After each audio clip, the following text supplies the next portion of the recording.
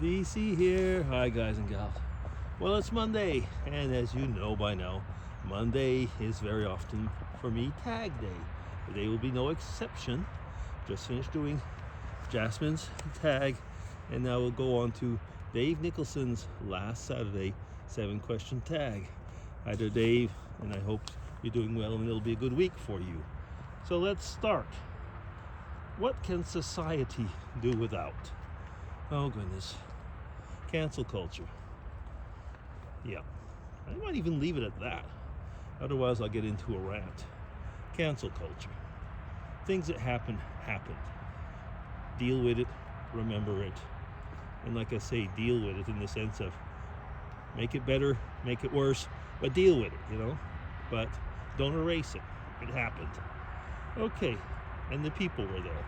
Don't ghost them. Question 2. What stresses you out? I just mentioned something like that while I was doing Jasmine's tag. Small talk. I don't like doing small talk in a meeting. It stresses me because I don't really enjoy it, and it seems like whenever have to do small talk, I come up with the most stupid type of topics when I was almost going to say when I know a lot of other things to talk about. But yeah, that's question 3. Now that it's behind you, what did you do last week that was memorable? For me, now that it's behind me, over the weekend, the grandkids were there, and we did what we call our camping. So basically it's we throw 3 mattresses on the floor, and we tell stories and read a few little storybooks, and basically spend the night camping. And it's fun. It is. It's always memorable. I have Matthew who was lying next to me saying, Grandpa, I want to go to sleep, but I want to hold your hand, and things like that, and Michael comes and cuddles up the time of the story, and when the story's over, he says, I'm going in my bed now, which is just basically 2 mattresses over. Things like that. That's memorable for me. Question 4. Where do you spend most of your time while you're awake? Let me see, most of my time. Trying to think, is there one place I spend most of my time? I like to spend a lot of time in my living room couch with my iPad, going over things for Spanish. A while back I'd have probably said at my desk before being retired, but now that I am retired, it's strange that, yes, I'm at my computer a lot, but I prefer sitting at the couch with my iPad when I'm not out walking. So yeah, it's kind of a mixed bag actually. Okay, that was question 4. Question 5. What makes someone a hero? Wow. Being selfless. Being selfless is a big part of being a hero, because usually when a person is selfless, that they might be a physical hero, they might be a mental hero for you, and they might be a financial hero. Being selfless and being humble is a large part of being a hero. Living by the golden rule is something that will make somebody a hero. So yeah, there's pretty much all of that, and it's a very important thing. Now, of course, being selfless means actually that the person is showing actions, and those of you who are into reading the Bible, go read the Epistle of James. Yeah, okay. Now let me see. Question 6. When in your life have you been a victim of stereotyping? Hmm. It's happened a few times.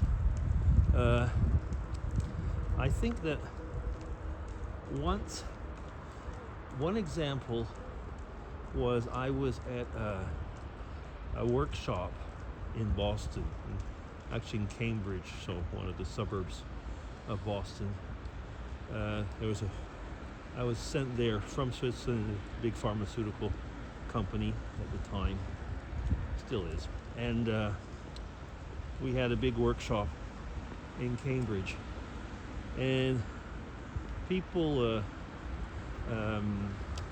like, the fact is, as I've said many times, I don't like small talk that much, and that creates sometimes a problem that people think that I'm a snob, because the shyness that one might have will be seen as snobbery, and then when somebody realizes that I'm not that, it's a good example of that.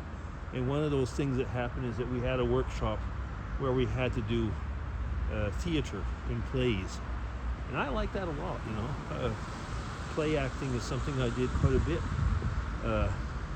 in my youth, and so we did that, and it was comedy skits, and I can be funny. And so people came to me and said, we never thought you were that way. And it's strange, because then there was friends of mine that were with me, and they answered for me saying, you don't know him. Yeah, that's a good question. Victim of stereotyping. Question 7 and last. When was the last time you felt lucky? Probably when I woke up this morning and said, hey, there's another day ahead of me. But that is true, actually. But I think it was on the weekend. And was it this tag or another one? No, it was this tag when I talked about something memorable. Well, that was it. I was sitting at the end of the day. We'd had activities all weekend with the grandkids. And I was sitting, we were having chicken nuggets and fries with the grandkids. It's funny how grandkids seem to love that type of menu.